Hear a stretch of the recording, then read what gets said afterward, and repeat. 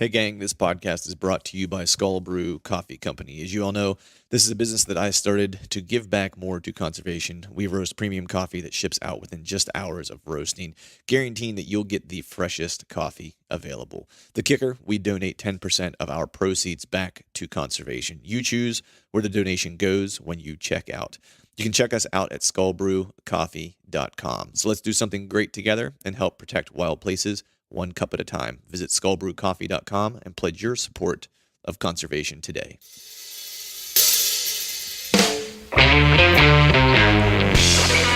Hello and welcome to the Truth from the Stand Deer Hunting Podcast. I'm your host, Clint Campbell, and you're listening to episode number 111. Today, John and I are talking Iowa public land scouting, shed hunting, 2018 season analysis, and a little bit about real life. So stay tuned.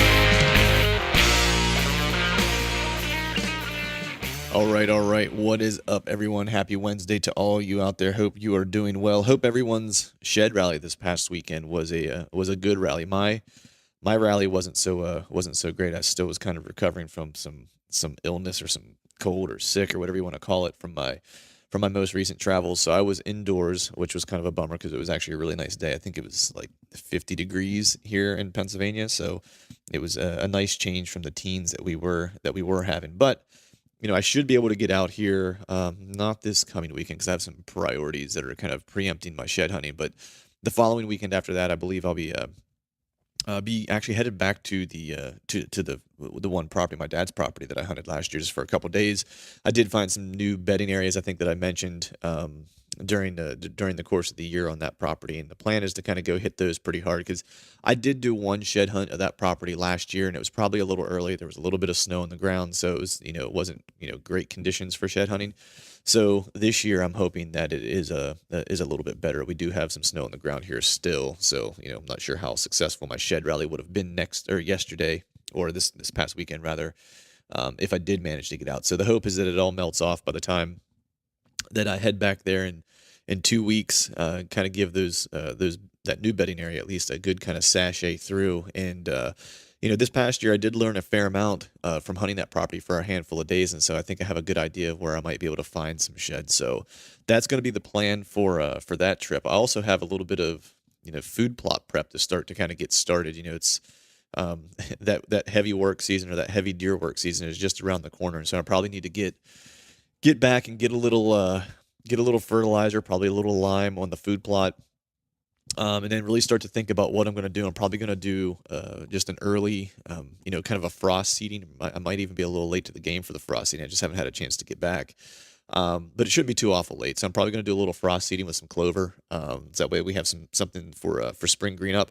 And I think this year I'm actually going to do, and we'll probably cover this in a later podcast in more detail, but I think I'm actually going to do beans this year in that plot. I know, a lot of you probably listened to the past podcast with Don Higgins. If you hadn't yet, I would definitely check that out. I want to say it's episode 97, but we talked a fair amount about beans. And if you don't know, Don owns, real world wildlife products. They have a bunch of different types of forage that you can use, whether it's soybeans, whether it's clover, whether it's, turnips, whatever the case might be. They got a ton of products. So I'm actually going to be using some of their stuff this year in the sense of beans. And so I think I'm going to do that. And then, of course, I have to wait a little while so I can put those in the ground because your soil temp has to be, I think, right around like 60 degrees. So it probably won't be till May that I actually get to put those in the ground. But I'm also probably going to do a little overseed with it as well. I know Don has had success with that with one of his products. Of once the beans kind of start to yellow or their leaves start to yellow, they have another product you can use as an overseed that provides more of that I guess green kind of leafy food source whenever the beans start to turn yellow and become a little less desirable. So that's the plan for the food plot. But first things first, I got to get some fertilizer and some lime in the ground to make sure that my soil is in tip-top shape to have a good food plot this year. And then hopefully we'll also find some sheds while we're there. But today, what the plan is really is for John and I to kind of chat a little bit about our 2018 season. It's not often John and I get to record in person. So I was, anyone who follows my Instagram account or the Truth from the Stand Instagram account had seen that, or I guess had seen it in a limited capacity because there's not a lot of cell service or internet service out where John lives. But I was in Iowa with John for like 4 or 5 days and got a chance to do some scouting and some shed hunting. We shed hunted, one of his leases and 1 or 2 properties he has shed hunting permission on. But we did basically spend 2 full days in a big piece of public land around his house because that's where I'm going to be headed this fall, is that public land piece. And so we spent a good bit of time in there doing some scouting, some shed hunting. John did find a match set. We'll talk about that a little bit, but it was very early on in the first day. So kind of got our hopes up that we were going to have a good shed day. But it was not. That first day was pretty good, just a little sunny. And then the snow kind of came in. And the second day was pretty rough shed hunting. But we did do some scouting. I found some great spots I think are going to be really kind of killer for me to set up in next year. So that was kind of the first step, was that. And then, of course, the rest of the year I'll just be kind of relegated to doing map inventory and doing map duty to try to make sure I have a plan when I get out there in the fall. Not 100% sure what the dates are going to be yet. Definitely going to be the end of October, early November kind of time frame, but I haven't set any hard and fast dates yet, and we'll be planning to do that here in the not so distant future. But before we jump into the chat with John, let's go ahead and take care of one of these pieces of the business end of this jam real quick. So from our friends at Exodus Outdoor Gear, if you dig on Exodus trail cameras, you like scouting, or you like Onyx maps, you're going to want to pay particularly close attention to this next piece of information. Now through the end of March, you will get a free Onyx Premium membership with every Exodus trail camera purchase from ExodusOutdoorGear.com. This, of course, is while supplies last, and as you can imagine, with the pairing of an Onyx map and an Exodus trail camera, these are kind of going pretty quickly, so you're going to want to kind of hop on it as soon as you possibly can. You can also order the new Render cell camera. If you guys haven't heard me talk about that, the cell camera is coming out. You're able to pre-order it off of ExodusOutdoorGear.com, and when you add that Render trail camera, or if you want to add another Trek to your arsenal, you'll include and lock in that $30 free value gift from Onyx. So visit ExodusOutdoorGear.com, add the Onyx membership card in any camera, and you'll receive your automatic savings towards that Onyx membership. I don't think there's a better 1-2 punch for spring scouting or scouting just in general. I use these tools pretty much all year round, so take advantage of this offer today by visiting ExodusOutdoorGear.com. And now let's go ahead and get on with the show. All right, welcome back to another episode of the Truth from the Stand Deer Hunting Podcast. And today it is the Utah and Clint show. I'm actually in Iowa. We're doing one of our very rare face-to-face recording sessions. We've actually been doing a lot more of these lately between like Harrisburg. The trade shows. Yeah, which is, it's going to be kind of a bummer with the trade show sheet. I can't even talk now. Yeah. I haven't even been drinking yet. Actually, I just a little bit. Yeah, just a little bit. Just wine. Just wine. Yeah, I'm being bougie tonight. I've got my glass of red wine, hanging out doing a podcast in the sunroom. Yes. But no, it'll be kind of a bummer to see the trade season kind of come to a close, because I think I've seen you more this year and spent more time with you this year than I have in like the past 2 years combined previously. Yeah, just in the last 2.5 months. Yeah, exactly. We're going to have withdrawals. I might have to move in though, man, considering what the weather is looking like in PA for me to fly out tomorrow. It's like 5 to 8 inches. I might stick around in Iowa. It'll spike up to 40 and then go back to like -5. Right. If you don't like the weather, just wait for a minute. Yeah. I saw something on Facebook today. They were talking about my old home state, Kentucky, and it said, "Welcome to Kentucky. We will be having winter at 6 a.m. and then it's spring at 11. Yeah. Summer at 2, and then fall at 5 p.m. Yeah, that sounds about right. There's no fall or spring or summer happening right now, though. No, here, no, man. It was just straight up winter. Yeah, it was I think a balmy 11 with a wind chill of like -6 this morning when I woke up. Yeah, it was nasty. Yeah, it wasn't good. Yeah, it was cold. But we're coming to you from Iowa. I made my trip down here because, as anyone out there listening that has been listening for a while knows, I should draw for Iowa this year. So the plan was to come here and do a little scouting, do a little shed hunting, and then of course the Iowa Deer Classic was this weekend. But before we jump into all that, there of course was a lot of news the past couple weeks. When this comes out, it'll be probably two-ish weeks since everything kind of happened or whatever. That Todd from White Knuckle had his ATV accident, which was a lot of folks talking about that and reminiscing while everyone was at the Iowa Deer Classic, because it was obviously pretty fresh. And for those of you out there listening that maybe aren't as aware, John kind of started in his, I won't say whitetail ventures, but like getting into the industry and really getting involved in filming and stuff like that was through White Knuckle and working with Todd. And you guys, were business partners and friends for a long time. So I just think it's probably appropriate to just kind of take a minute to, talk about a dude that a lot of people knew. And for sure, it was a terrible accident. So I want to give you the floor just to kind of. Yeah. Well, so back, previous career, I've talked about it a little bit, being a cop and stuff. I had actually gotten an injury that I didn't know was going to be like a really bad injury, but I messed up my L5S1 disc really, really bad. Some sciatic nerve damage and whatnot. So I ended up being off work for like 2 months, and one of my buddies back home, a fellow by the name of Jim Wilson, he worked at the jail in the county, and that's how we met. But he calls me one day and he says, we're going to the Ohio Deer and Turkey Expo in Columbus, Ohio. And I said, Jim, man, I'm laid up. I can't do it. And he's like, well, you're doing it. I'm driving you up there. You got to get out of the house. Because I literally had been like couch ridden and bed ridden for like 2 months. And if anybody knows you, that's like a bad deal for you. Oh, you don't sit still long. I was losing my mind. So he actually drove him, his wife, and myself and Kelly. He came and picked us up, and we drove up to Columbus, Ohio. And he had been at the ATA show and had brought me a DVD, a White Knuckle DVD. It was a DVD called The Grind. And I remember watching that DVD going, man, like, look at this big buck footage. This is incredible. And then, thinking to myself, man, this Todd Pregnance guy, like, he never shoots anything. Like, he's letting these 4 and 5 year olds walk that I would have shot. Right. So I thought, man, this guy's got some crazy self-control. Like, this guy's a nut, right. Little did I know how much of a nut he truly ended up turning out to be. And I say that in a good way. But we go to the Ohio show. We're walking around, and I come across Wicked Tree Gear. And at the time, he had just started Wicked Tree Gear and just had some hand saws and was kind of starting to prototype on the Wicked Tough pole saw, the 6 and just the 15, or I'm sorry, the 6 and the 12 footer at the time.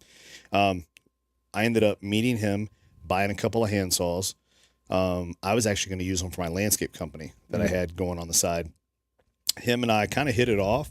We started texting back and forth, emailing back and forth. Then we started calling each other, and he's like, do you ever film any of your hunts? And I said, man, that's like the dumbest thing in the world. You know what I mean? I was like, I just hunt, man. I was like, that's for you guys. And he kind of talked me into it. So I went and bought a camcorder. At this point, I'd never owned a camcorder, never owned a picture camera or anything. And this was in 2013.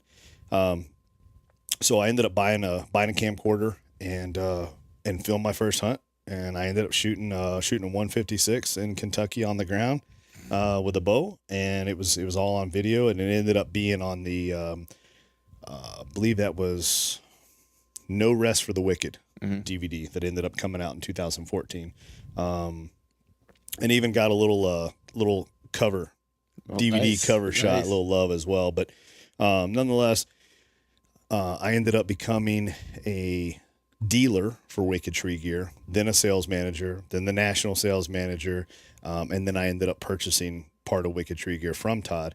And through all of this, I was hunting on White Knuckle. Then I kind of became the VP of White Knuckle. I was the team manager. I dealt with all the sponsors, and then I would work with the editor, Kyle Reindeer, super talented editor, who's been with White Knuckle a long time. Genuinely great guy. And I was working with him, and him and I were kind of laying out the shows and stuff like that. And I think Todd was kind of getting to that point where like maybe he was kind of burnt out on it a little bit. So he was kind of delegating, that work to Kyle and I. And we ended up selling Wicked. And then that's essentially what brought me to Iowa. I said, you know what, we're doing Wicked full time for the new people, that we sold it to. So that's when I ended up moving to Iowa in the beginning of 2016. And during that time, I was kind of creatively, I was wanting to go a different direction. I had just had a full year with the Sitka Ambassador team and was getting into photography and short films a lot more. And White Knuckle was very much, web show, like traditional web show. Yep. Traditional, I say, in format. In style, it was, chasing mature bucks and, that kind of stuff. But, so anyways, I wanted to kind of go a different way. And that's when I departed, White Knuckle, and I started Arrow Wild. And I think anytime, somebody leaves a situation, there's an opportunity for there to be bad blood. Yeah. And, some people know this story that, Todd and I had a little bit of a falling out. Mm-hmm. When we both weren't owners of Wicked. And then now we weren't as vested, I think, to each other. Right. And then also with me wanting to step away, from White Knuckle and do my own thing. And, there were some companies I wanted to work with differently, and we had a little bit of a difference of opinion, about certain companies or different styles and things like that. And so I had to figure it out, you know what I mean? Yep. So I branched away, and like I said, there was a little bit of bad blood, between us for a little while, and we didn't speak. But it was still, if a dude's your best friend for 3 years and he's your business partner, yeah, you guys might not get along, but you still love each other. Right. Yeah. Yeah. I mean, it's you equate it to a family member that you love to hate. Yes. You know what I mean? Yeah. It's like I have my crazy Uncle Fred, you know what I mean? Yeah. It's like my brother-in-law. Yep. It's like, I love my brother-in-law to death, but there's some days I want to strangle him. Right. You know what I mean? It's just, but it's like, if he called me tomorrow and said, hey, I need X, Y, and Z, it's like, whatever he needed. For sure. And then once we were done, I would leave and be like, dude, I still hate you. Like, yeah, exactly. Yeah, exactly. But at the ATA show this year, I was at a concession stand, getting a bottle of water, and I hear a guy next to me walk up and say, "Large Coke," and that's all it took was 2 words. I knew exactly who it was, and I looked over, and it was Todd. And I said, "Hey, how are you?" And he said, I'm good. I think kind of caught him off guard. I'm doing good. Fast forward to the PA show, him and I were both there, and I just, it's one of those situations where I'm like, I think he knows that I still love him to death and whatnot. But I just said, man, I just want to clear the air. So I walked up to him. I said, hey, we just need to bury the hatchet, and we need to, whatever this is, it's done. I'm holstering my guns, and seeing how happy he was starting a family was huge. And that was always one of the sources of arguments with Todd and I, is I was always like, man, there is things in life bigger than you. Right. Right. And from my side of the fence, it was always very easy to see that, 'cause I have 3 kids, you know? Right. And so it was amazing seeing that transformation. Him and I never talked about it. I could just see it, like with any new parent, you know what I mean? You see it in their body language, you see it in their tone and their actions and stuff like that. And it almost has that sense of like, it's not all about me. I'm providing for somebody else. And, right. Yeah. And that's one of the things at the Classic, like, there was a lot of folks remembering and trading stories, cutting up, laughing and stuff like that. And just almost every conversation that we were, I'm kind of an outsider looking in, because I met Todd one time at ATA, and that was literally the only time I've ever met him. Yep. So it's not like I have a huge body of work to draw upon as far as like knowing him. But just listening to the people who have known him for a long time kind of talk about him, that's like every single person mentioned that, was just like how excited he was to be a dad and be a parent, and that it, changed his perspective on things. And so, I think it did. And, when I came back from PA,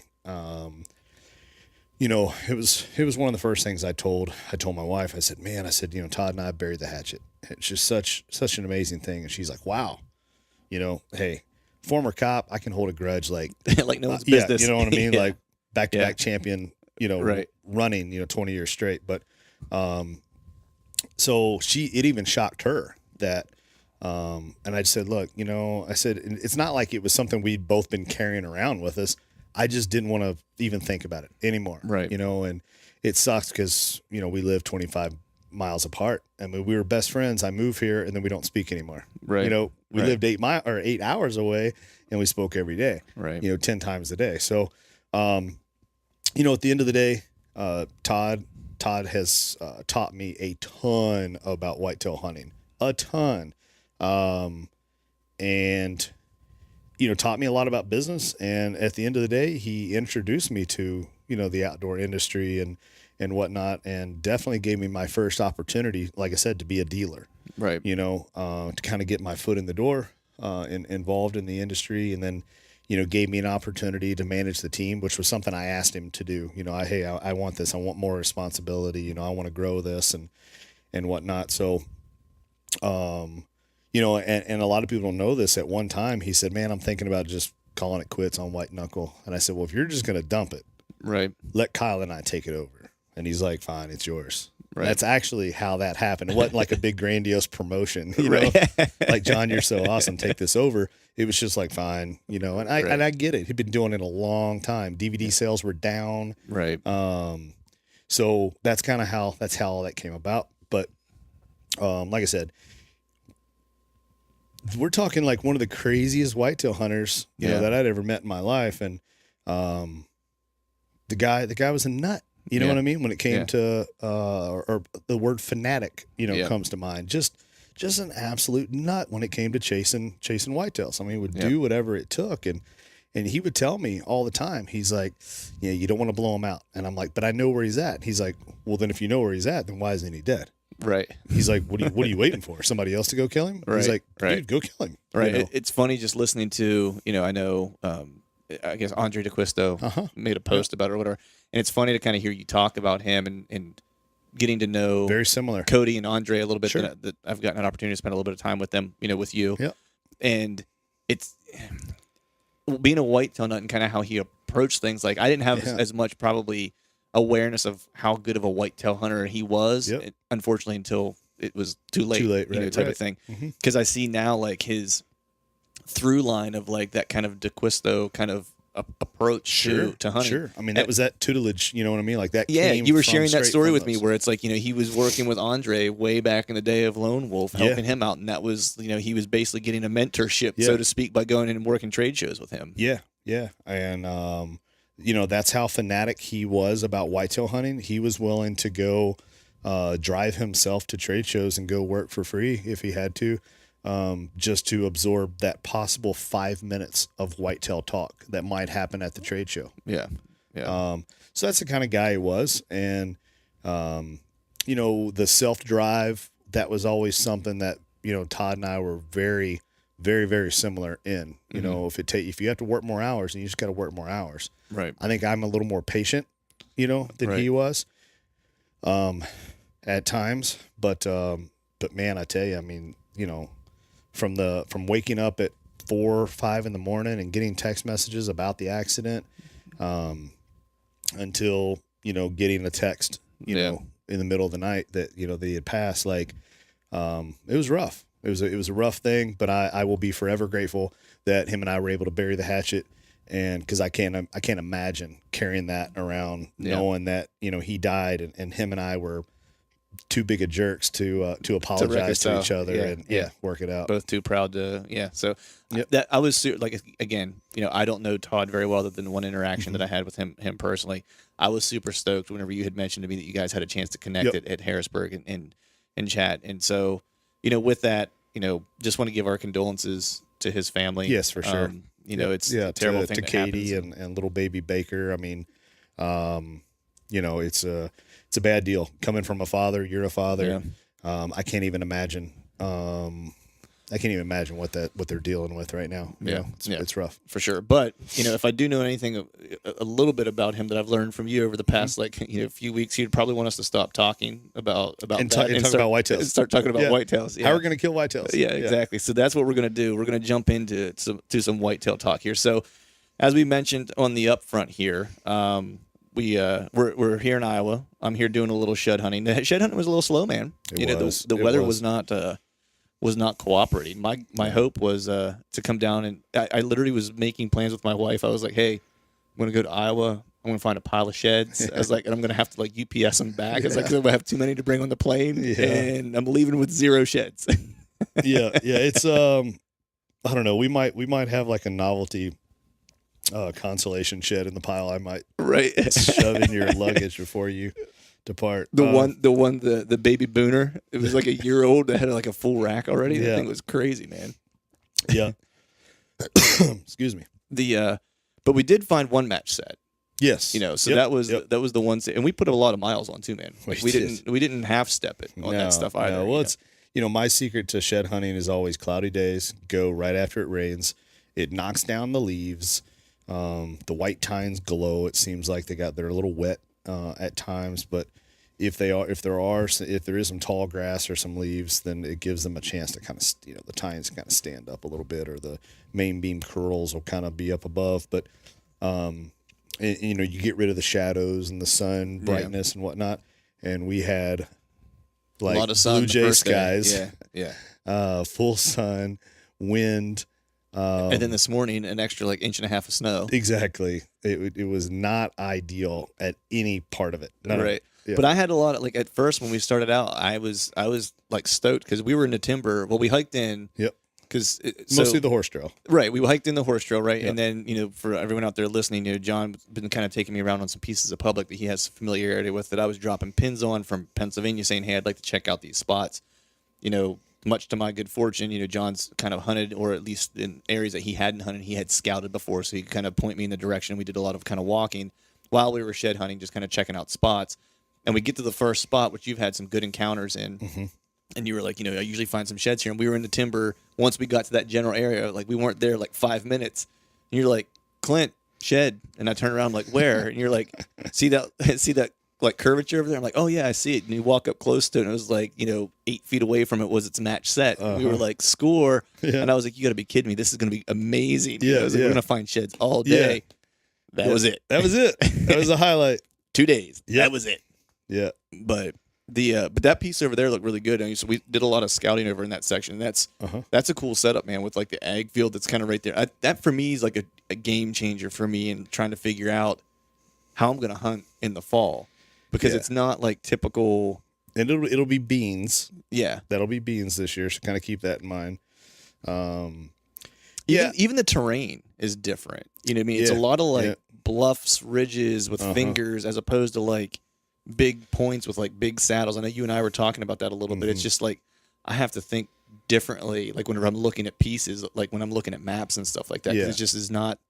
It's just enough different where I was a little off like the entire time as far as like what I wanted to look at. Well, and my area of Iowa is very different than the rest of Iowa. Yeah, for sure. And I could totally tell that as we were driving to Des Moines. Yes, Des Moines. What was it? Des Moines. French. Yeah. It's it is very different. It's very similar to like my northern Kentucky terrain that I came from, but there's ag here. Right. Whereas before ag was tobacco. Right. So it was kind of obsolete, but it's similar, but it's just different enough that it's still kicking my butt every season. Yeah. I'm every day I'm 1 day away from selling my bow because hunting's too hard. Right. I hear that. It's the biggest change for me is just having probably similar to what you're just kind of saying. It's like a lot of the public that I hunt, whether it's in Pennsylvania or Ohio, there's zero like ag around me necessarily. Sure. Now there's some in Ohio, but like the places that I'm hunting in Ohio, there's not really ag in those particular areas. And so I really kind of look more for like that really thick, nasty cover. Yep. And get away from like the food and stuff like that. But here it's like food is everywhere.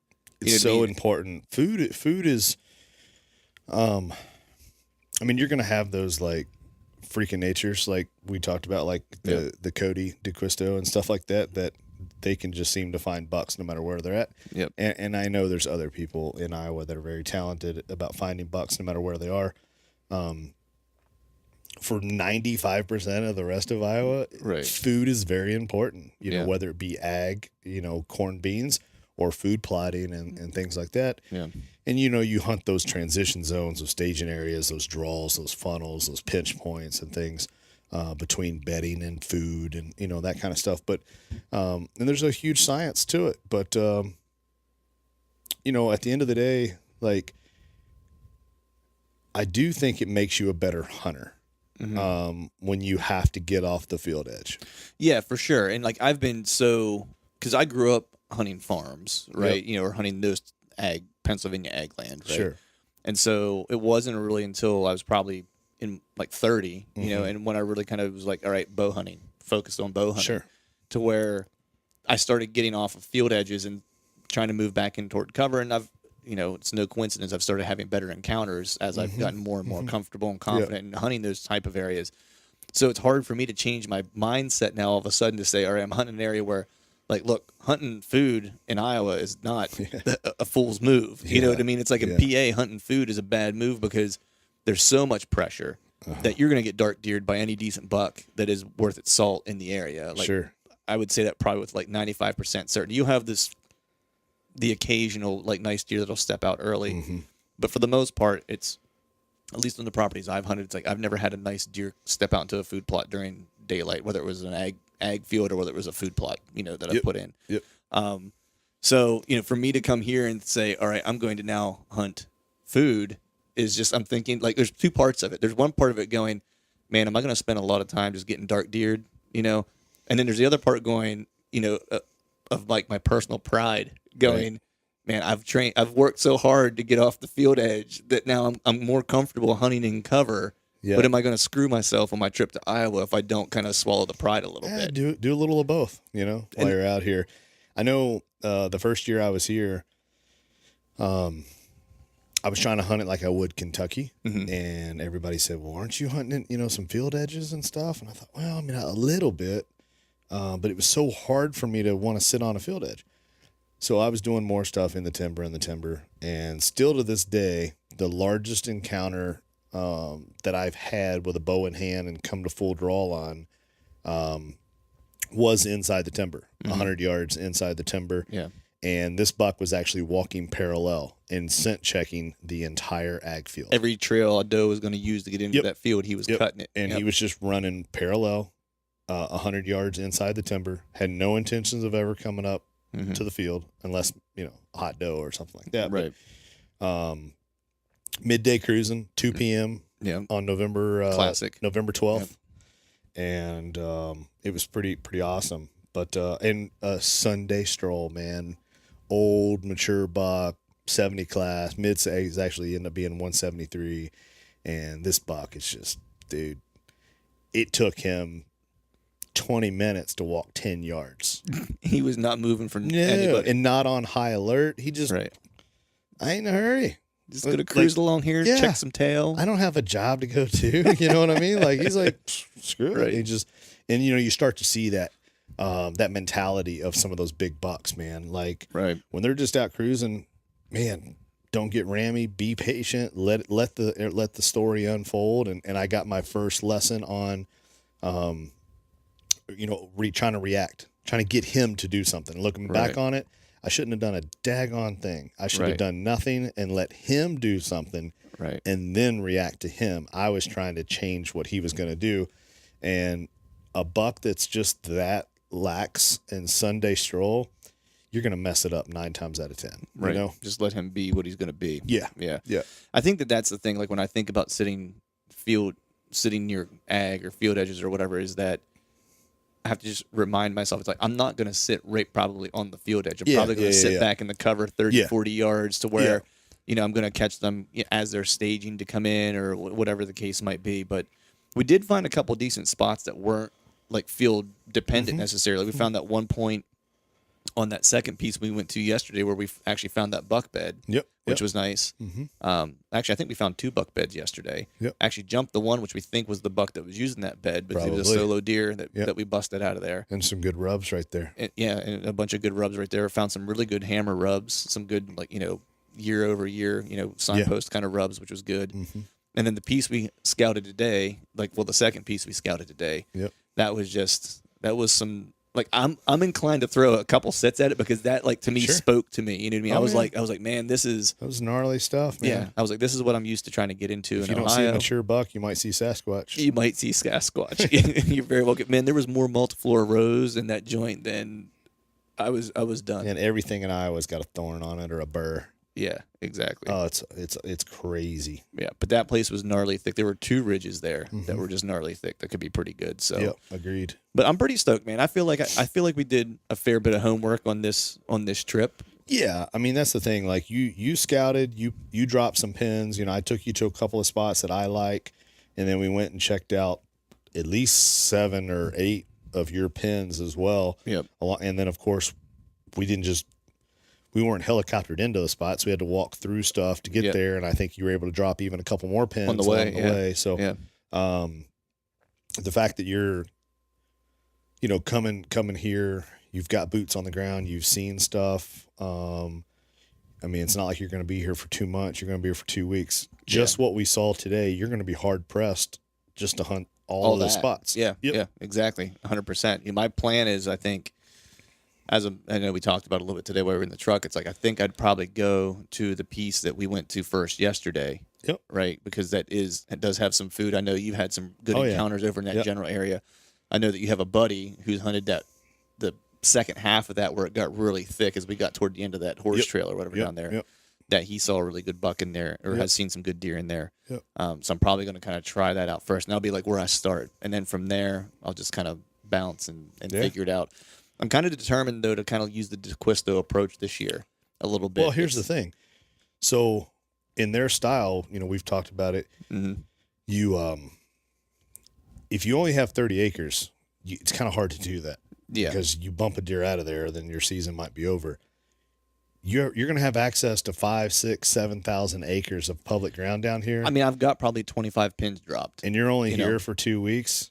Every day, you better be swinging for the fences every day. Yep, hot sign. That's my plan is just to go hit pieces, find hot sign, set up on it, and that'll be where I hunt like the next day and a half, pretty much, as long as the wind's right. How bad would that suck going back to PA thinking, man, I didn't grind. That's just it. I sat in the same spot for 2 weeks straight. Yep, that's just it. It's like I'm either going to go back empty-handed and tired, or I'm going to go back tired with bone. Yeah, and I talked to a lot of people around here, and people were like, it's a long season. A lot of people that live here and get to hunt, on and off for 3 months, 3.5 months or whatever, sure. They got some private land, Mm-hmm. You can kind of pick and choose, for sure. Yeah, but when you're destination hunting, there's a start date and end date. Got to get it. Yeah, you got to roll, man. Yeah, exactly. Every day's go day. It was just interesting. I know when we were at the Classic, we were chatting with Andre for a couple of minutes, and it was just we walked away, and I was like, man, I learned more about deer hunting in that 5 minutes standing at the booth than I have in like the past year or whatever. Yeah. But it's just they're so nonchalant. Particularly him. He's like, he was telling us that story about that big deer that he found, and he was, drove by it on an ATV, and it didn't move. He's like, I kind of figured out where it was. I waited for the right wind. He's like, I rolled in, knocked him out of there, set up my stand, came back the next day on a good wind, shot him in his bed. Well, and and if you dissect that story, and what that story tells us is he was able to observe the buck, see how he reacted to the quad, read the body language, knew that buck was not so skittish. He didn't blow out of there. The buck thought he was bulletproof. Correct. Yeah. And he's like, you know what? Stood up on alert. Oh, I'm cool. He didn't see me. So when that buck tore off out of there, he wasn't throwing mud up. He wasn't, you know what I mean, hightailing it, going to the next county. He knew that if he did bump him out of there, that was a buck that was going to be like, all right, it's cool, and just come right back. Yeah. Because he still felt safe. So a lot of that is that, and I get asked that question a whole lot too, and people say, when you talk about like a buck's mentality and knowing what kind of buck he is, we're not sitting him down, on the couch and, going through a psycho evaluation. Exactly. Like sometimes that's all you get is you might get one of those little things like that. And in that situation, that was enough for Andre to make that move and make it happen. And, well, I think what a lot of people with Andre or Cody, for that matter, don't realize or don't think about is that there's not one thing that happens during the course of a hunt that they don't ask why. Sure. That's their biggest thing. It's like they're not, and Cody I probably would admit this because he says it's simple, right? It's like you find deer, go get deer. It's that easy. But he's asking the question why when things happen, when something doesn't go right. Like he's analyzing it and answering those questions for himself. So for him, it's like that processing happens naturally. So where it is just go get deer, Well, and I think also the DeQuistos could also be especially Cody, because Cody will admit to you, Yeah. I screw up more hunts than I'm successful. Yeah. It's almost that Mickey, or not Mickey Mantle, the Babe Ruth approach. Right. Yeah, dude was a home run king, Right. but he also Struck out a led the lot. league in strikeouts. Yeah, You know what I mean? exactly. So, you know, it's a very aggressive style, and I dig it. And you know, I mentioned it to you. I used to be a lot more aggressive, and I killed a lot bigger bucks. Right. You know, and now. Do you think moving to Iowa, where there's like so many, where there's just, I won't say like, you know, look, if there were a booner behind every tree, like Sure. people like to think there is, Sure, we would have found a lot more sheds this past 2 days, right? Exactly. But Yep. do you think that the fact that you do live in Iowa, where it is a more target-rich environment, Yep. do you think you've taken a more patient approach because of that, and that Yes. somewhat has hurt you? Yes. Yeah. Before in Kentucky, I was hunting a highly competitive ground, and I needed to get in there and kill before somebody else did. So that probably forced me to be more aggressive. And Right. then in Iowa, in the area that I live, it's a very low human population, high deer population, which I love. Yes, I'm not going to complain about it, right? I've never gotten in an argument with a deer. Right. So that it definitely has made me a lot more relaxed and trying to get those personal goals, you know, trying to go after that mature buck. And I've passed, you know, and at the same time, I've passed deer in Iowa that I gladly shot in Kentucky years ago. So, Right. I mean, there's an evolution, you know. Right. There's an ebb and a flow, right? It's Yeah. like you've passed some because the target rich environment is better, so you're willing to kind of take your chances to try to up the ante a little bit, Yeah, right? and I was telling you about the buck in public. Chancey Walters was down running a camera for me for a sit. We were doing a photo shoot, and I'm like, "Hey, while you're here, Right, you know what I mean? right. We got a few hours tonight." And he's like, I'll run camera. Come on, let's go." So we went, and he filmed me pass a 140 inch, Right. 8-pointer. Right. And It's a big 8-pointer. yeah, it's good. It was real pretty buck. And I mean, we had him dead to rights, 20 yards in a shooting lane, and he walked on, and I remember Chancey was like, "Man, that was a pretty buck." And then I'm like, "Man, I wonder if I should have shot this buck." And he goes, "Yeah, you didn't need to shoot that buck." You know what Right. I mean? Yeah. And I was like, I'm like, "Shoo!" For a second there, I thought he was getting ready to criticize me for letting this buck go. And then Right. I told a couple of buddies and said, "Yeah," I said, "I passed 140 tonight." And they said, "Well, you were in public. Like, there's a 10-inch handicap when you go on public land." I said, "No, you really passed a 150." But Right.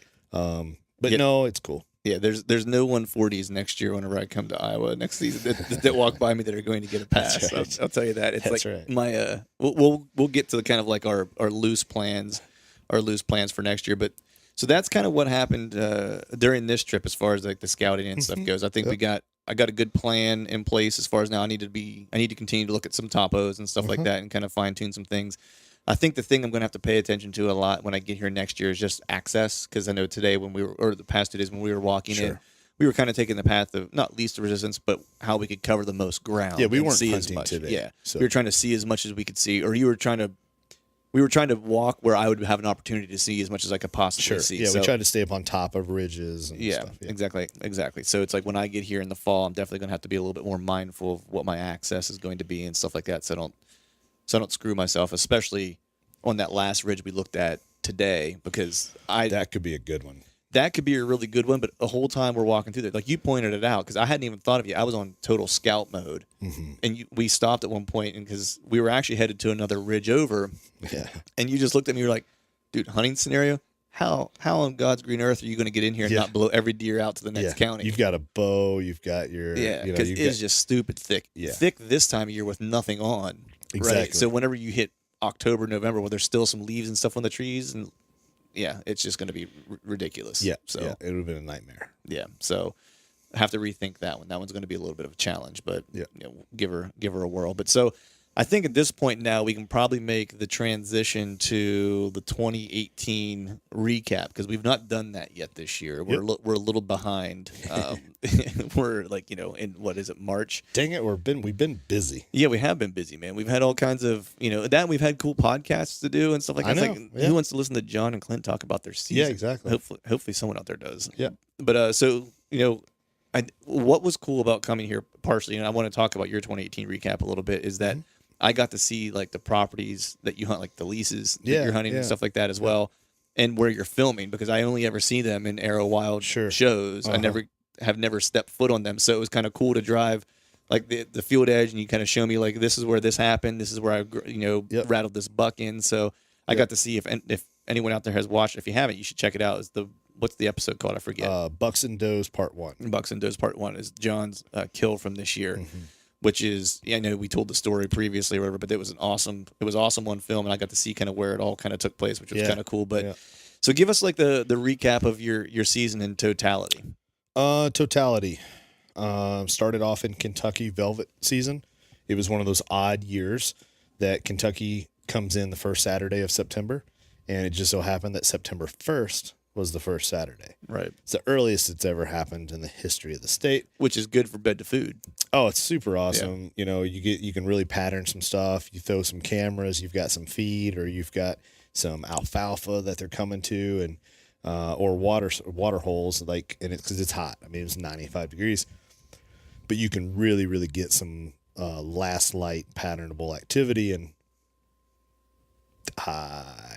let's just say a really large buck came in and he did not die. Right. So anyways, tuck my tail, come back up to Iowa and start the season there. And November 8th, a friend of mine, Billy C. from Wildest Dreams TV, he had come down. He'd been down for a few days, and he was running a camera and jumped up into a tree stand that a good friend of mine, Tyler Flynn, one of my pro staff guys on Arrow Wild, he and I had hung a set on this field edge, and it's just a little skinny little finger separating two fields. One was a hay field, one was an alfalfa field. Fortunately, we had access to the alfalfa field, and it was with that magical day that we all talk about.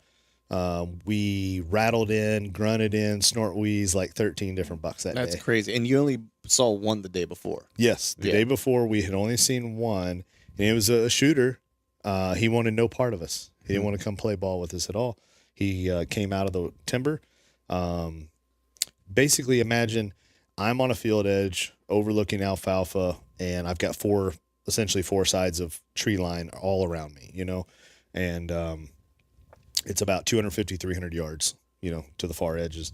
And this buck comes out. We rattle at him. He starts making his way towards us, and then he just turns and goes off into the timber or someplace else. And we're like, well, that was cool. At least we saw a shooter, whatever.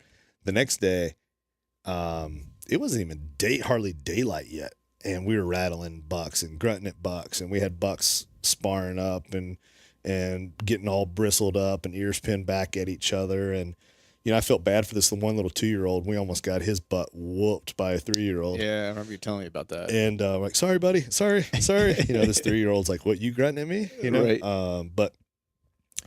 And we have a crazy scenario throughout the day with cutting a limb, the limb busting the rest, and we have to go to the bow shop and get a new rest on. And shout out to my buddy Jamie Fuller. He's has a bow shop about 30 miles north, and he was the only bow shop in the area that carried HHA rest, and they're a partner of mine.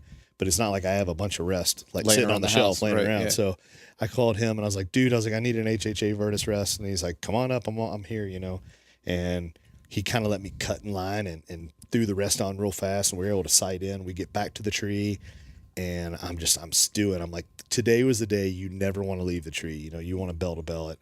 And about 4:30, I guess it was, we see the buck pop out, man. And we throw a grunt at him, snort wheeze at him, and he runs directly 450. When you say run, like if you watch the video, he legit hears it and just starts running towards turns on a dime and comes right in. It wasn't until he hit about the 120-yard mark that he slowed up, starts licking his chops, ears pinned back, and he's like looking, like, where you at, dude? Yep. You know what I mean? Like, ready to throw down. Yeah, you got a hot doe down here somewhere, and I'm coming in to steal her from. I'm gonna beat you up and take your woman. So he dipped into the timber. He left leaking on both sides. Yep. Yep. So. And he walked right through that lane too, where the branch got cut. Literally had just cut that shooting lane that day. So that it all worked out. And And I'm sitting there looking at this glowing luminoc in the dirt, and I'm like, that just happened. You know Right. what I mean? Yep. It's the coolest feeling. It was a cool scene too, just like the snow and like it was just Yeah, picturesque. yeah. Well, You know what I see, mean? that was the thing. So, we thought, what the heck? He's probably already dead, but he'll just be more dead. So we went to the house, and I think we actually even ate dinner. And we ate dinner, and I'm like, well, we probably should go out there and go ahead and find that buck. And I open up the front door, and there's an inch of snow on the ground already. And I'm like, where did that come from? What just happened? So then we really kind of expedited Right. this deal. And if you've ever tried to track a deer in the snow looking for blood, fortunately there was so much blood, we had a pink line going through the snow. It had Nice. sucked up into the snow, and so we ended up finding this deer. But it made for cool footage, Right. recovering him in the snow. And my youngest son Kyler went with me on this recovery, so that was super awesome. And I continued to hunt late season with my late season tag. Some cold sits, froze my butt off. I had 2 other target bucks. One ended up busting off his left side. The other one ended up breaking off his right side. Jeez. So that was kind of the end of my season. That was the only Right. 2 bucks I was really after. I went out a few more days thinking maybe there's a chance of volunteer buck coming in late season to a food plot. Right. I never saw anything else I wanted to shoot. ATA happened, and that kind of That pulled was the pretty plug. much it. That was it in the Yeah. season. Nice. Yeah, for me this year, it kicked off September, which the eastern part of PA starts September 15th-ish Sure. or whatever. Yep. And then, I won't get into a bunch of details because anyone who listens to this has heard me talk about the swamp, but I had better deer in there than I can ever remember having on any piece of property in Pennsylvania I've ever hunted. So I was super stoked at the beginning of the year. Had an encounter with the one, he was probably 130 something, 130 and some change, which for PA is a great deer. PA public land, that's an awesome deer. Yep. Doing some suburban hunting this year, which was, a first for me. It was a big learning experience. Hunting a swamp was a big learning experience. Tough access on that piece, so I learned some tough lessons this year. I did shed hunt it and did not find a single shed in there and did not find hardly any sign at all in there. So I'm not sure. I feel like it's probably just an early season spot. Sure. So I'm probably going to just throw sits at it next year, early season. I'm going to Probably the weather's cooler down there in that swampy stuff. Yeah, that, and this year it was so wet too that I have a feeling that it stayed wet for so long that as the temps started dropping, like they don't want to be cold and wet anymore than we want to be cold and wet. Yeah. You know what I mean? So I have a feeling that they just kind of boogied on out of there. Because there's been historical sign in there, which is what kind of confused me. But those bucks all kind of left around the 27th of October, and they never came back till like right around, I think it was like Christmas-ish or whatever. I think the 27th of November actually was like one shooter showed up for like a day. Saw a couple small bucks in there, but nothing too crazy. Went to Ohio this year. Had some good encounters with some shooters. I passed a couple deer that are maybe in hindsight, shouldn't have passed. It was the first day, so I was like, oh, if this is the first day, Right. It's tough on the first day. It is, man, because I was it was right at daylight, so 7:30, 7:45. You know what I mean? It's like But really, this is going to be all over with before the sun even crests the horizon. Yeah, exactly. So it was, I don't really regret passing because there was a deer there that I was, that was mid 140s that I was after. That would have been a great deer. Don't necessarily regret passing it, but in hindsight, you're like, man, maybe that would have been one to let an arrow go on. But I had a really good hunt. The weather was less than ideal, super windy. Love this particular area in Ohio that I get to hunt. Did that for 9 days with rodeo. Our buddy Chad Sylvester, Yeah. he was with me. That boy has the worst luck on the planet. Like he finds more people. Like he literally had a guy walk up on him. Like he filmed him. And the guy's going, oh, there's boot tracks. And he sees him from like 100 yards away walking with his grandkids. He walks all the way up. He's like, well, there's boot tracks right here. And he's like, well, some fella's got a stick here on the tree. And he looks up the tree and Chad's waving at him. And the guy's like, oh, I'm sorry. He's like, it's just, but every set he went to, like he would run into a person. Oh my God. So left Ohio, tag unfilled, ended up going back over Thanksgiving, hunted for like I guess it was a day and a half there. I hunted over that. Didn't even see a single deer during that trip. Finished out my season in Pennsylvania for late season. Saw a couple young bucks. I did kill a doe earlier in the year, in early October. Hunted my dad's during, the I guess the end of October. Had a couple encounters with a couple nice deer. Just never got a shot opportunity. And that was pretty much my season, man. So Sure. I put one doe in the freezer, and otherwise, I had. It's really funny, man, because I had a lot of really good encounters this year, probably more so than any year that I can kind of remember. I mean, when I say encounters, I had deer that were within 5 yards. Like the one that I should have shot in Ohio was at 7 yards when I saw him. Yeah, It's like, and I had a couple like that during the course of that trip. Saw shooters at my dad's. So I saw shooters all year, and that's why, like in hindsight, I'm looking back, going, "Dude, you're an idiot." You know what I mean? Like you had all these encounters and did not Sure. once, release an arrow. So, but overall, it was a good season. I think the bad part of the year is I think I still made some mistakes. So well, let's do that now. Let's talk about like, what are some things that we think we need to work on for next year? Like what are the couple things that you're trying to tweak or that you want to kind of go into the next season being mindful of? Two things. One, be more aggressive. Getting back to that style that I really used to hunt in. Almost like mentally telling yourself like somebody else is going to kill that buck. If you don't. So, getting back to being more aggressive and I mean, think about it. It makes perfect sense. Like if you get a picture of a buck, where that buck is or whatever the intel may be, and you know where he's at. Why are you waiting to kill him? Yeah. You know? Well, I think it's part of it is that, you read these magazines, right? Yeah. And everyone has, they're an expert because they're writing in a magazine, right? Sure. And they have these approaches as to how you should hunt. It's like, anytime you read anything in any magazine, it's you work from the outside in, right? Yep, You want to nip the edges like early in the season, and as the season goes on. And I've done that. Yeah, you want to start to shrink down, but it's like when you think about it, it doesn't make any sense, right? It's like you start at the edges when they're actually the most killable. When Right. that's the time you should be going to their bedroom because that's where they're going to spend most of their time, right? Yeah. That and headed to a food source at the end of the evening or whatever.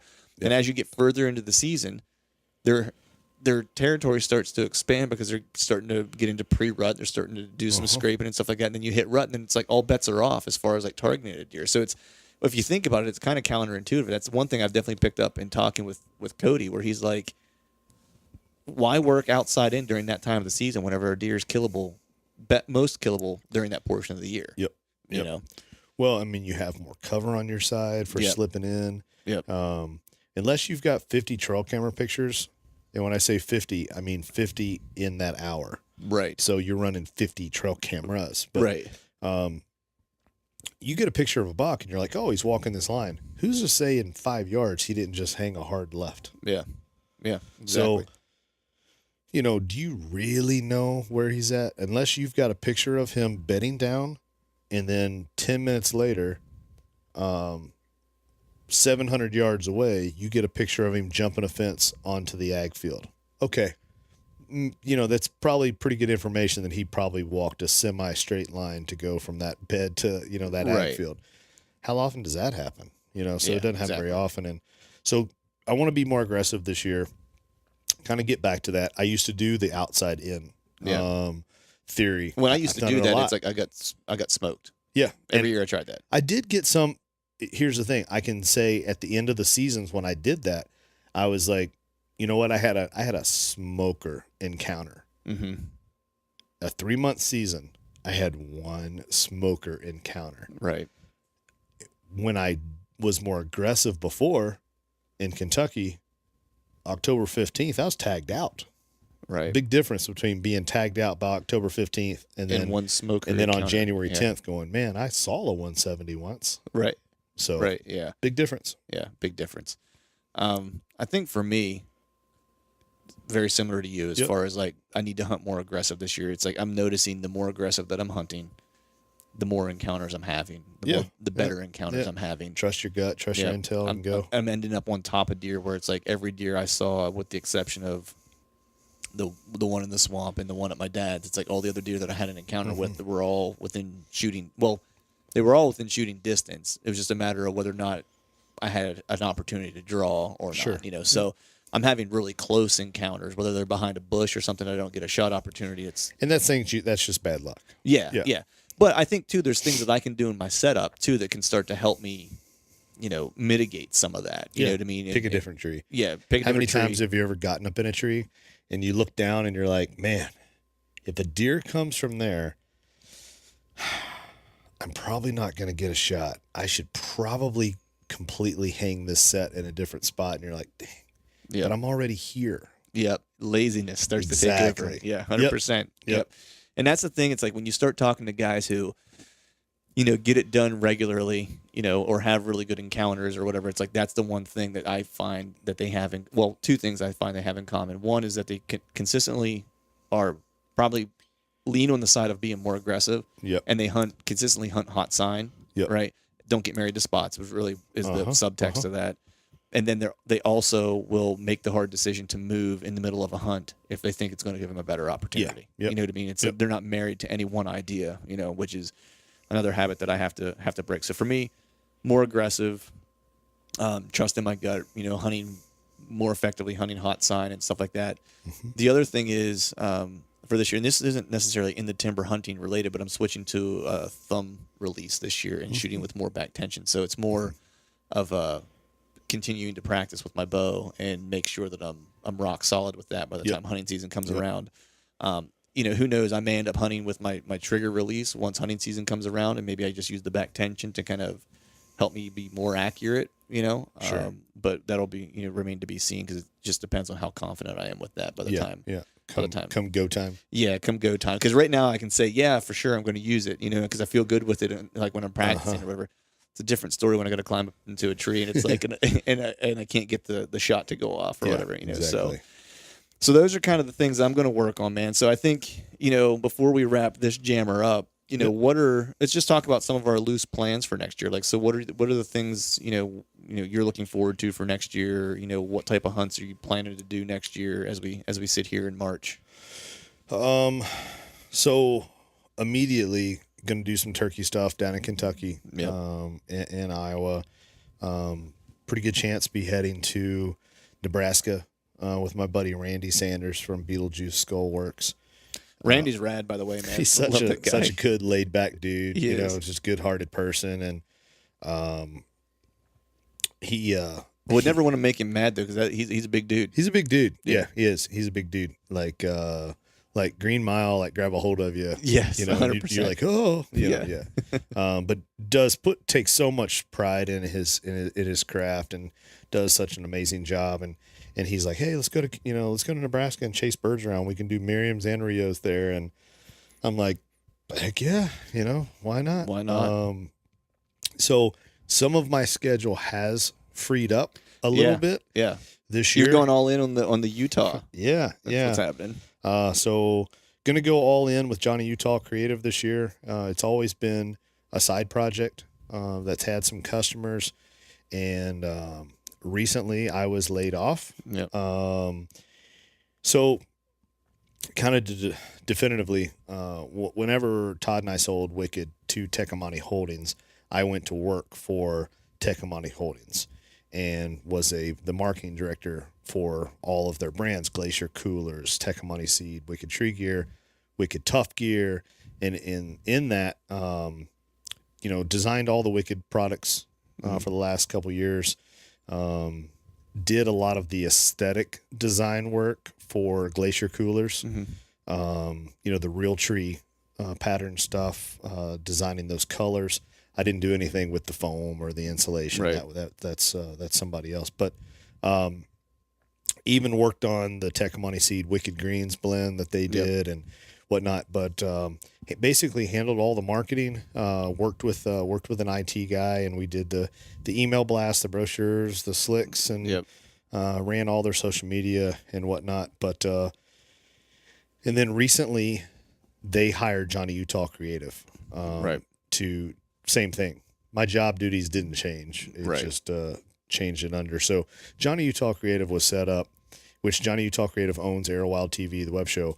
But Johnny Utah Creative was set up as a photography business, social media management, marketing consulting, and we'll do everything from design a trade show booth to design your brochures, your catalogs, your apparel.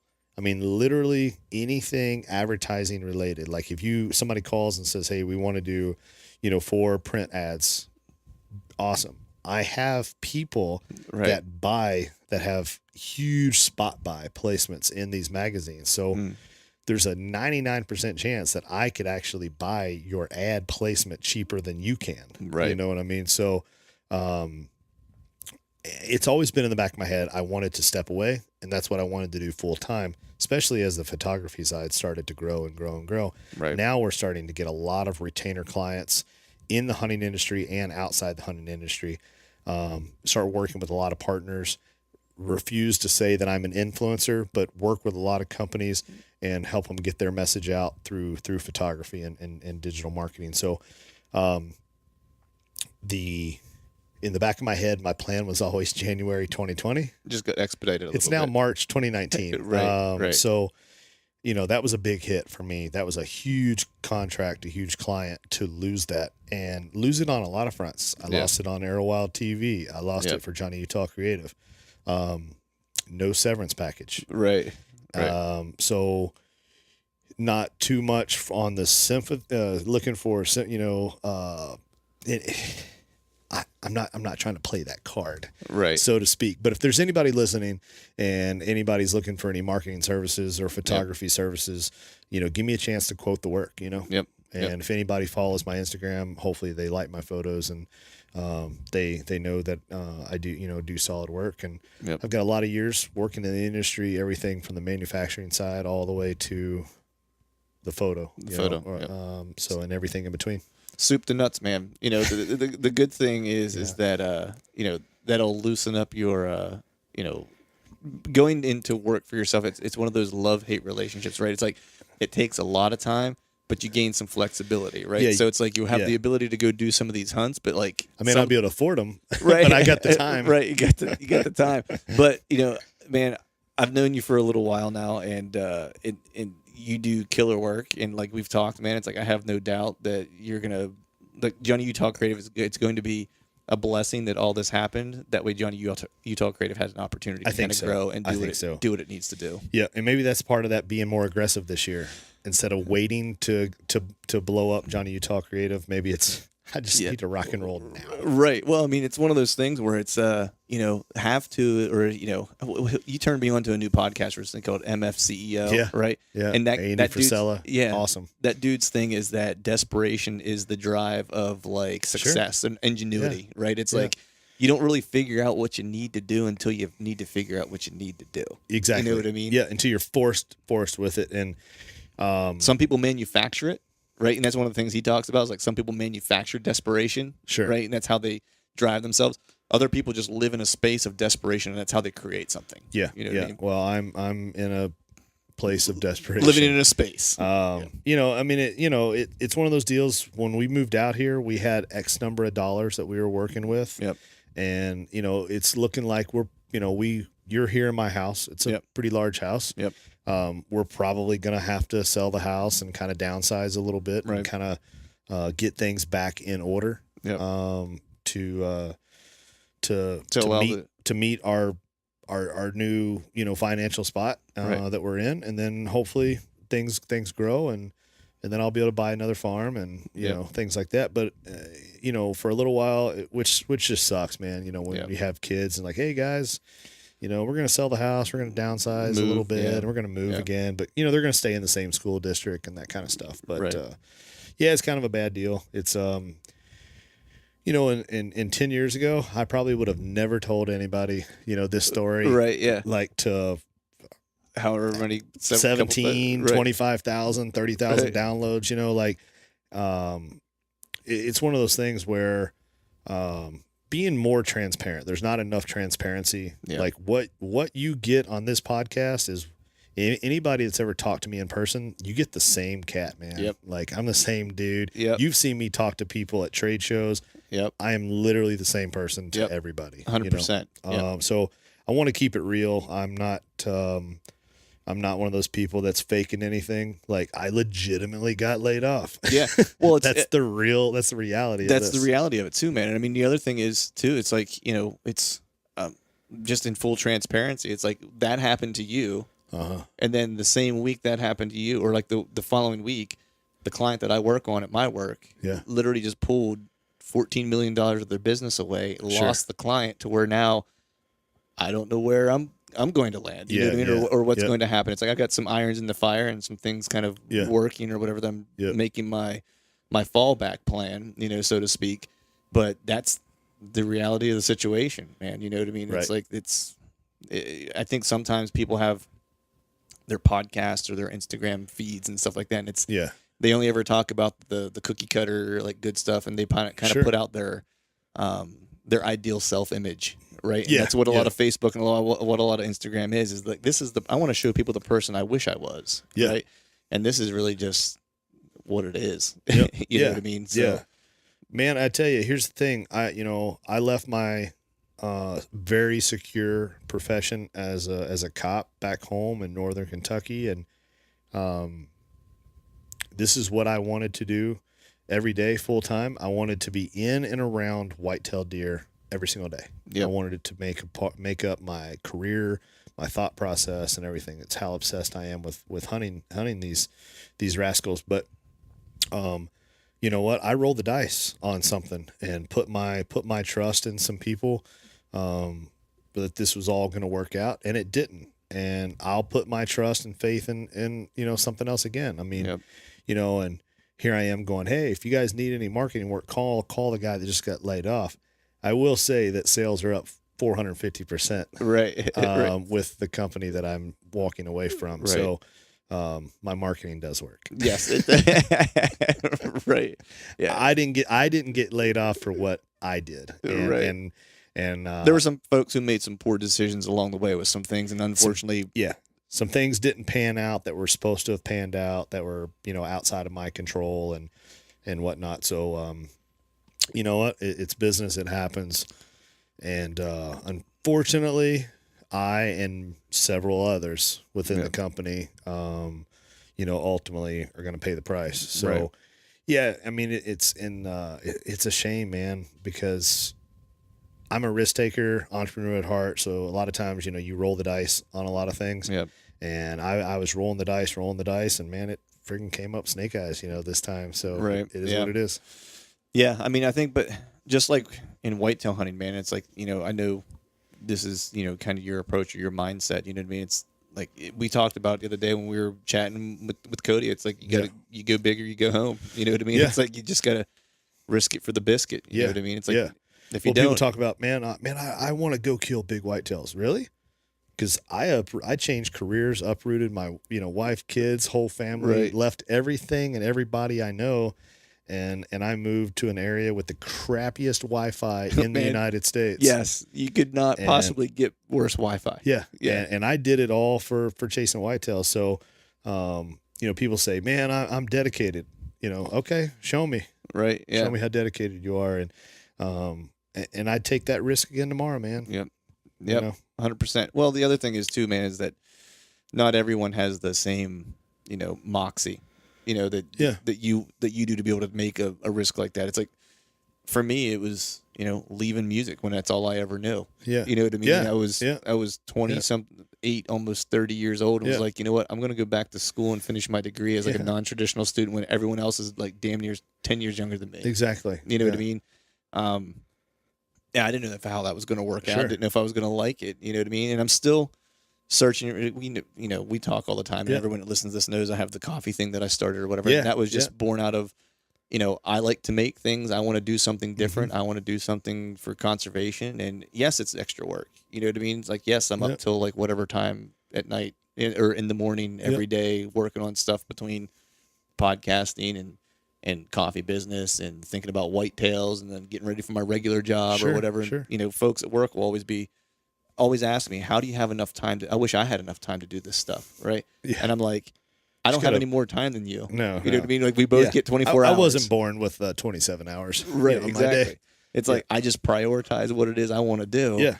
And then I make time for it. Yeah. You know what I mean? It's like I sacrifice things in other areas to do the things that I want to do, as well as spending time with my family and my Sure. daughter and my wife and stuff like that. It's, I don't go to bed at 10 o'clock. Yeah. You know what I mean? And I rarely sit on the couch and watch TV. You Yeah. know what I mean? It's like, Yep. those just aren't things that happen in my house. It's like Right. on the computer doing work from the time my daughter goes to bed, basically until the time I pass out. Yeah. That's the grind, you Yep. know? And if you listen to anyone's story, anywhere who's been successful to a degree. And look, I'm not sitting here preaching. They busted their ass or they won the lottery. Yeah, which we tried today. I tried. I bought 2 scratchies today. Yeah, and I broke even. I'm like, what a slap in the face. Yeah, exactly. But we're not preachy, but it's just like if there's folks out there listening that are whether it's struggling or with whatever, or they want to do more, it's like, man, just go do it. Yeah. Like you will not regret trying ever in your life. Now look back on your day and say, did I do everything I could have today to further myself towards this goal that I want? And if you didn't, okay, then try again tomorrow. Yeah. There's no like pass fail grade every day. You know what I mean? It's like every day you get an opportunity to kind of do better than you did the day before, right? Yep. And that's why there's no reason or no use in feeling sorry for yourself or folks will ask me, how I'm like something shitty will happen like one day and it's like the next day I've already moved by it. And I'm like, because you have to. Yeah, I'm like, there's nothing that's good that's going to come out of me thinking about something. Like, for example, we lost that big piece of business at work, and there is certainly going to be people who don't have a job in the next few weeks or whatever. Like that's a given, right? I may be one of them. I don't know. But everyone, a lot of folks would ask me, like, you seem very calm and like not disturbed by it. Yeah. And I was like, there's nothing that I could do about it.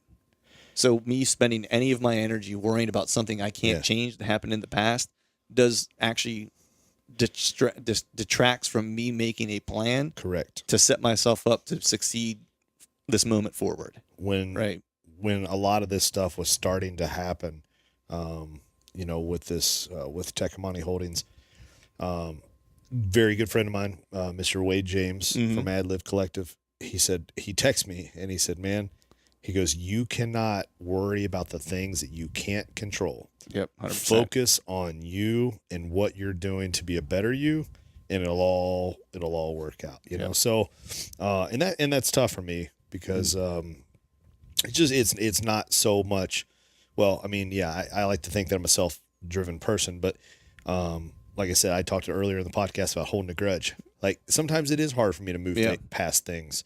In the cop world, the cat and mouse, what I mean? Like it wasn't anything personal, but by God, like I was winning. Yeah. I mean, it was like I was a dog and there was a piece of meat attached to every criminal, and I was after them. Tunnel vision, locked in, So, it's all going to work out. These next couple of months may be super scary. My oldest is starting college this year in the fall, and I'm like, oh boy, right? You know what I mean? But I might play the lottery a little bit here and there. I don't know. Might be part of the strategy. It might be part of the strategy. But there has been some things that have fallen into place pretty quickly. ATA made some connections that I was able to follow up with and bring on some more photo clients and more retainer work. Picked up a new marketing consulting job the other day. That's, just a few hours a week, but all of those little things help, right? They help get me to where I need to be. And, as long as all the pieces of the puzzle start to come together, here in a couple months, everything might be all right. Yep. And then here, of course, on the show, it's a much smaller magnitude, but as you folks out there listening might, guess, or you've probably heard in the past several episodes where the sponsorship list may have changed a little bit. And so, that's just another example of like, there's one consistent in this world, and that is change, and you better be prepared for it. Right. Yep. So in that regard, you'll probably see some things changing a little bit on the podcast in that regard. Sure. Hopefully we have some good folks that, will keep those under wraps for right now that might come and be part of the show, which we're both excited about, because you may be working with some of them in one capacity. Yes. I may be working with some of them in another capacity, which is kind of cool. Yes. Try to keep it within the family always and take care of each other. So I think with that, man, is there anything else we want to cover? Well, I didn't mention my loose plans. I think we already talked about them. I'm coming to freaking Iowa. Oh, you're coming to Iowa. Yeah. That's my plan is to come to Iowa next year. I don't think I have another hunt other than Pennsylvania set up. Yep. I know we've been trying to get Chad to try to kill a deer early in Ohio so he can come out and film, because, that guy passes a lot. No, I'm just kidding. He doesn't pass a lot of deer. But he will talk about the fact that his expectations are kind of like a little wonky considering like the first deer he ever killed was like 183 inches. Yeah, you know, yeah. and then he killed another Yeah. one. I think it was another booner, or it was close. It was like 166 or 167. And so like every deer he kind of compares to that. So Yeah. I'm like, dude, just like have normal standards, kill a buck like the first 2 weeks of the season, and come to Iowa and film. Yeah. You know. Yeah. But Well, I did get a call yesterday. So a good friend of mine, Sam Gaylord, from a local old barn taxidermy business here. I am going to be heading up to Canada and That's and right, hunting yeah. bears. Yeah. I don't know if it's going to be a spring bear hunt or a fall bear hunt. I don't know yet. Him and I, we have to touch Can they base. bait both of those? Yeah, I think so. Yeah, I think so. I love the color phase bears. That's pretty cool. Those are cool. But Canadian bear hunt, I don't care what time of year it is. Yeah, man, whatever. It'll be awesome. I haven't killed one, so I want to go do that. There was a potential plan to go back to Montana and chase antelope again, or Colorado elk. And Colorado elk was my big hunt. Yeah. And unfortunately, I don't think that financially is going to be able to happen this year, which sucks. Who were you going out there with? Buddy of mine, Greg McAlpin. Okay. So basically, what I am to Sitka whitetail is what he is to Sitka waterfowl. Okay. Oh yeah. You And did we're tell going me to go about chase that. big game. Right. Yeah. Perfect. The waterfowl hunter is going to take the deer hunter elk hunting. Exactly. Yeah. And Nice. so he's a rad dude and accomplished elk hunter, and he's got some good spots, and he was willing to share with me. And Nice. basically, I was just going to piggyback on their camp that is going out there Right. anyways and whatnot. So Nice. that would be awesome, because everybody talks about the first time you go elk hunting. It's almost best just to go and just know that it's their first trip is a learning year. Yeah, for sure. And then the second year is when you're, Yeah, I need to get my second year in, because that first year I went was, of course, that public land DIY kind of. Yep. It was backcountry until the weather blew us out of the mountain that we were in. Otherwise, Sure. we were going to get stuck there. Yeah, you sent me that picture. Like, I saw one picture, and then the very next picture you sent was like 8, 9, 10 inches, 11 inches of snow, and I'm like, what the heck? It went just happened? from 89 degrees to like drop to like the high 20s and dumped like a foot of snow on us in like the matter Yeah. of like 24 I hours. wouldn't have It been was prepared crazy. for that. It was nuts, dude. But where we were staying was on this mountain we were staying on. It's like it's in southwest Montana, so it's in that like high desert. So like all the dirt there is just like this dust, and as soon as it gets like any moisture on it, it just turns to snot. And so it was on. I always get this acronym wrong. BML land, Block Management Land. BML, I think it is. BLM. BLM. Yep. And so it was on BLM land. Bureau Land Management. Bureau Land Management. Okay. Yeah. So it was on BLM land, and so there were all these cattle paths you could drive or use, and you could drive up through like this mountain range or whatever. The two tracks. Yeah, on the 2-track, right? Yeah. And so we had 2 trucks that we were actually able to take up in there with like all of our camping gear and stuff like that. And when we threw tents down there, and then would hike from that point to hunt everywhere. Now, right? did they close those when the snow hit? Well, that was the thing. Like we didn't have any cell service or anything up there, but I had a what the hell did I pick up? It was one of those Garmin InReach. You can hit the SOS button. Yeah, I basically had like a button. You had an oh shit button. Yeah, Yeah. my wife was like, "You can go on this trip. 2 things: you carry bear spray, Yeah. and you carry like an SOS." So I said yes. Bear spray went along until like the second day. I was like, I'm tired of carrying this thing. I ditched that. But so I had one of those, but I could get the weather on it every day. Yeah. So I would check the weather every day just to see if it's going to rain. Basically, just so I could figure out what gear I was going to take with me. Right. And then I started looking at the weather, and I was like, "Hey, fellas, like we're looking like we're going to get a little bit of snow," which I was kind of excited about, because I was like, "Cool, like the elk will really pop like as we're looking like across a valley from a glassing point or whatever." And I didn't really think about it. I was like, "Oh, like if we get like an inch or two, this would be cool," And we look at it, and it's like, no, it's dropping like whatever it is, 50, 60 degrees, and So it's the going to elk are dump. just wearing snow too. Yeah, it's like, and it's gonna dump like a foot of snow. And my buddy Luke was like, the year or 2 years prior, they got stuck up. A rainstorm came through, and they almost didn't get out. And he was like, "Man, he's like, if we don't get out now, he's like, we're gonna be staying up here until this shit dries out." He's like, "And this time of year, I don't know when that's gonna happen." We would eventually hike out, but it was like miles upon miles. I mean, it was an hour and a half drive in the truck to get up into that part of the mountain or whatever. So Screw that. Yeah. So getting out, it was going to be probably a couple of days to hike to get out if we had to or whatever. So he had a cabin at his place, and he was like, "Let's just go to my place and stay at my cabin or whatever," which was, a little further away from the hunting spots than we wanted to be, but it was better than the alternative of getting stuck. But it's a long way to say that was an awesome hunting trip, but it was my first time And they're right, because it's like it's such a Kind of different learning, experience. Yeah. That I'm looking forward to going out. I might actually do, not this year, but maybe next. And it's like I've never done a guided hunt, but my dad wants to do an elk hunt with me really, really bad. Yeah. And it's one of those things where it's like I feel like if he and I don't ever get to do an elk hunt together, I'll regret it. Yeah. And he likes to go with this outfitter in Colorado. And so I think I'm going to eventually bite the bullet and go do a guided hunt with him.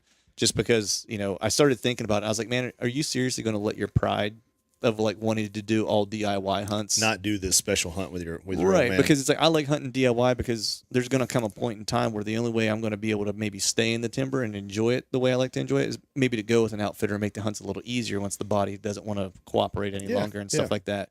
Right. And so I want to push that off as long as I can. But at the same time, I was like, you seriously going to let your pride be the reason why you don't go do this hunt with your dad? I was like, I was like, you're being an idiot. Well, and we've talked about some of the guided stuff and the outfitted stuff before. And just kind of to reiterate, my position on a lot of the guided stuff. And again, it is totally subject to whoever's doing the hunt.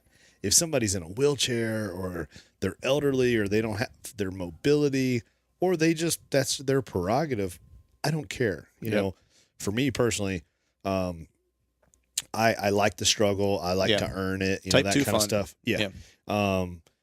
I would never be the guy that, has a guide hand holding and then, sets up my bipod laser rifle out there. And he's like, I've already adjusted the scope and everything. All you got to do is turn off the safety and pull the trigger. No, I don't want to do that kind of outfitted guided deal.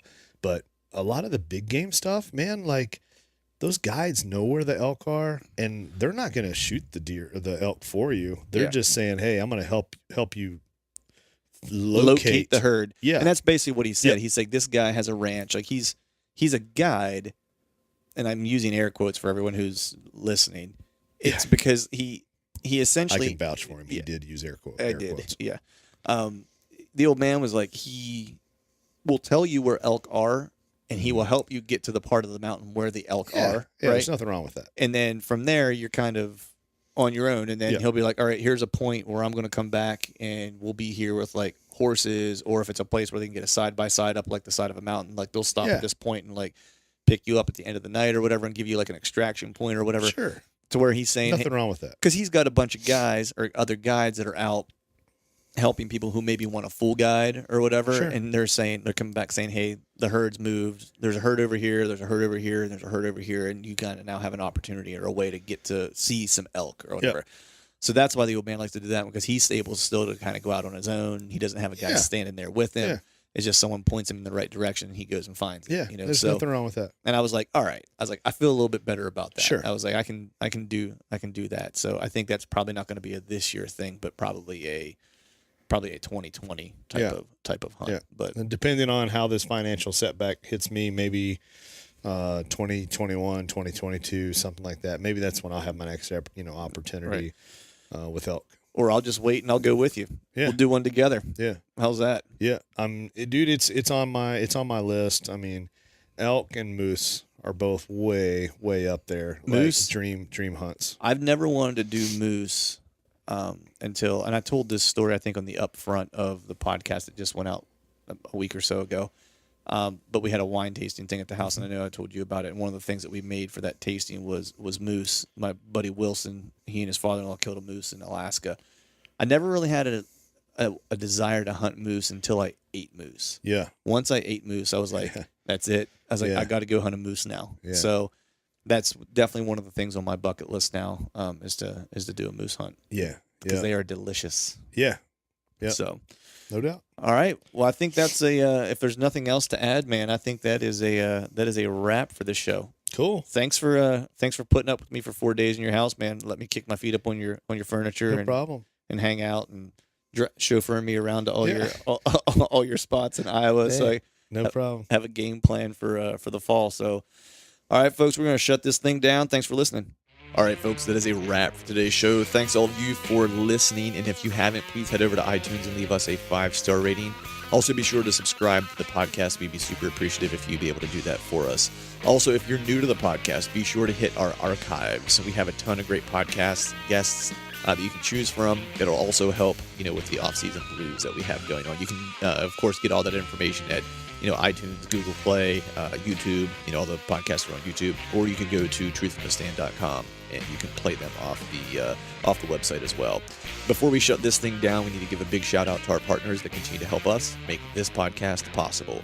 Exodus Outdoor Gear, Trophy Ridge, Ozonics, Obsession Bows, Ramcat Broadheads, Trophy Taker Rests, and Dead Downwind. And until next time, we'll see y'all. I could show you through the door. I ain't welcome anymore. And long time coming, if it all. It takes a special knowing to color for. Damaged heads, broken letters. Rationalize yourself in numbers, but